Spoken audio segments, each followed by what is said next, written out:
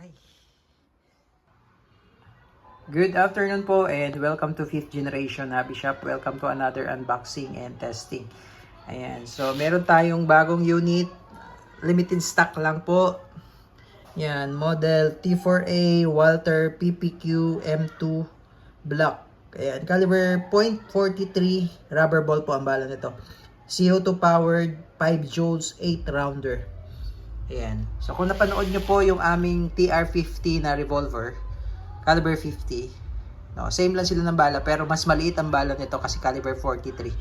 So meron tayo ditong ayan, rubber ball na 50. Mas mabigat din ng 50, caliber 50. Caliber 50 ay 1.23 grams ang isang rubber ball. So ito yung caliber 50. Ayan, ito yung caliber 50. And ito naman po yung caliber 43. So halos same lang siya, no?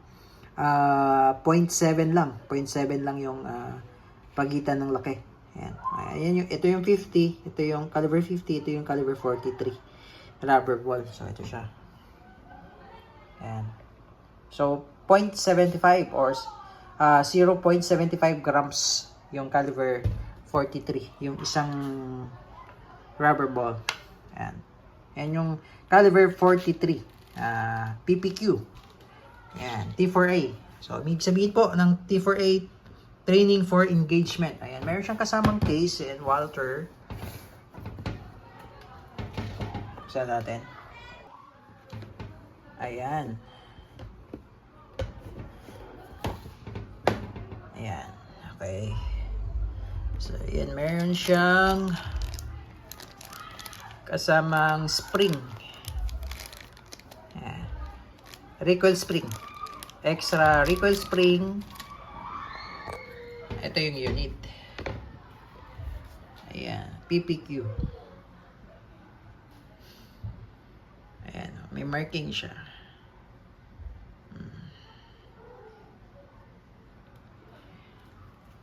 Ayan. So yung totoong PPQ po, ganito din po kalaki. Ayan. May markings din siya.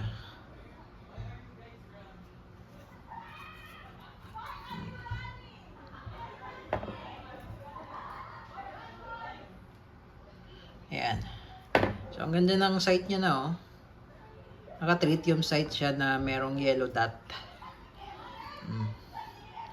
Walter PPQ.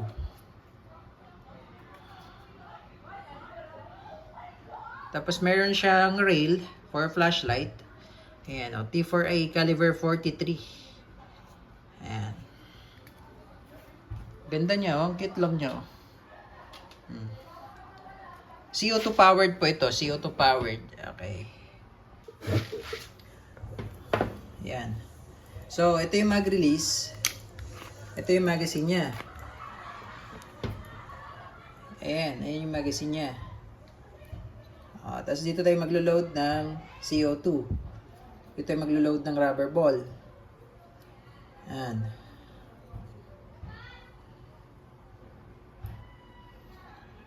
Ayan. Okay. So ito, meron tayo ditong lagyan natin ng rubber ball. Ayan, ayan yung bala niya, rubber ball. Ayan, 5 joules. Ayan.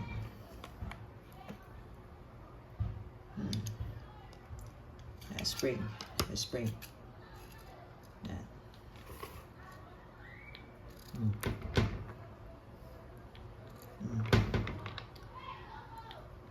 8 po ang capacity nito. 8 po, 8. Ayan.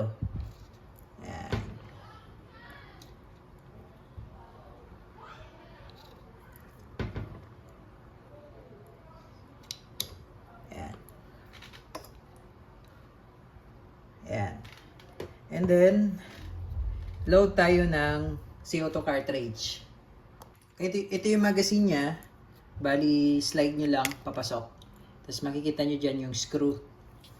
Ayan. Ito yung CO2. Luwagan nyo lang. Hanggang sa mag-fit yung CO2. Then, higpitan natin. Tamang higpit lang po. Tamang higpit lang. Okay? Ayan.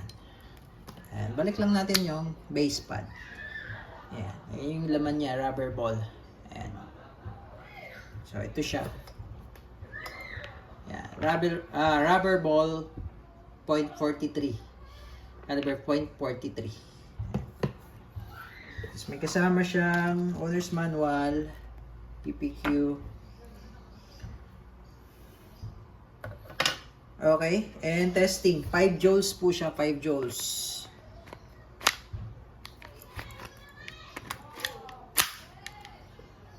Okay, testing po. Walther PPQ T4A. Okay, testing po. Caliber 43.43 rubber ball. Ayan. PPQ M2. Okay.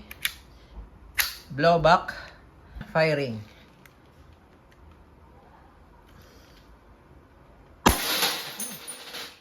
Aray.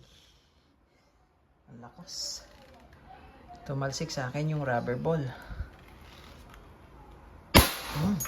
Lakas ng putok.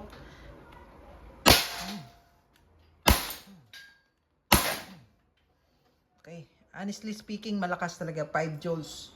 Yan. Bumanda lang sa akin yung rubber ball pero masakit. Yan. Banda lang yun. Banda lang pero masakit.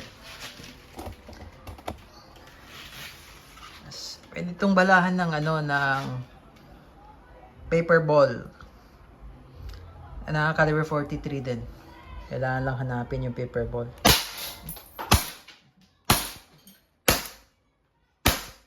Lakas. Ayan, so nag-open slide na siya. Ayan, ibig sabihin wala na siyang bala. Lakas niya. Ayan. Ayan. Tapos, kita ko sa inyo yung ano niya. So, wala siyang magazine, Ayan, pakita ko sa inyo yung kanyang